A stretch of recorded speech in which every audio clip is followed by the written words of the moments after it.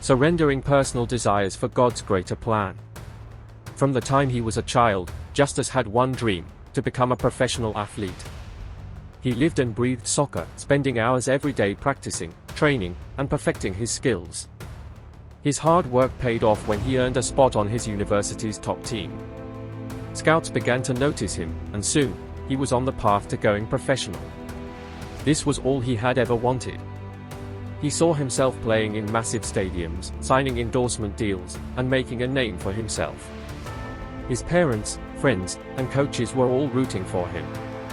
But one evening, after an intense practice session, he felt a quiet stirring in his heart.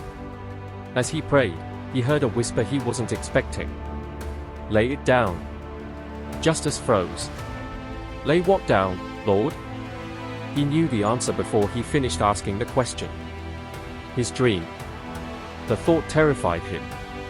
Soccer wasn't just a sport to him, it was his identity, his purpose. How could God ask him to walk away from something he had dedicated his entire life to? For weeks, he wrestled. He tried to push the thought aside, telling himself that he could honor God and still pursue his dream.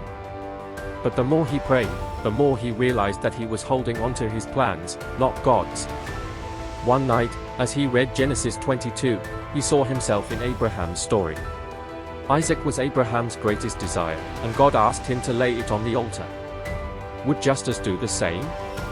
Tears filled his eyes as he whispered, "Lord, I trust you. If you want me to give this up, I will." The pain of surrender. Walking away from soccer was one of the hardest things Justus had ever done. People thought he was crazy.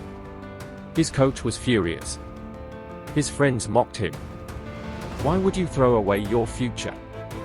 He didn't have a clear answer, only that God had called him to something different. But deep inside, he knew he had obeyed. Days turned into weeks, and he struggled with doubt. Did I make a mistake? What if I never find another passion? Yet, in the silence, he felt God's presence in a way he never had before. He wasn't just giving up his dream, he was making room for God's greater purpose. A greater reward. Months later, an opportunity arose that Justus never saw coming. His church was launching a youth mentorship program, and they needed a leader. With his background in sports, he was invited to mentor at-risk kids, helping them grow, not just as athletes, but in their faith. As he poured into those young lives, something amazing happened. He felt more fulfilled than he ever had chasing his own dream. His impact was deeper than winning trophies, it was shaping souls. Then, one day, a ministry leader approached him. "Justus, have you ever considered coaching? We're starting a global sports ministry, using athletics to spread the gospel. We need someone like you." Tears filled Justus's eyes. God hadn't taken his love for soccer, he had simply redirected it for something greater.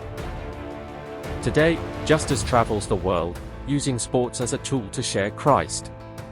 He has impacted thousands of young athletes, leading many to Jesus. His dream had been small compared to what God had planned. Lessons from Justus's story, and Abraham's. 1. Surrender doesn't mean loss, it means trust.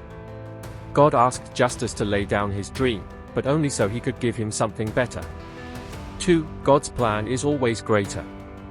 If Justus had pursued his own dream, he would have had a career. Instead, he found a calling. 3. Obedience unlocks purpose. Justus didn't understand why God asked him to give up soccer, but when he obeyed, he discovered his true purpose. We all have personal desires, dreams we've nurtured for years.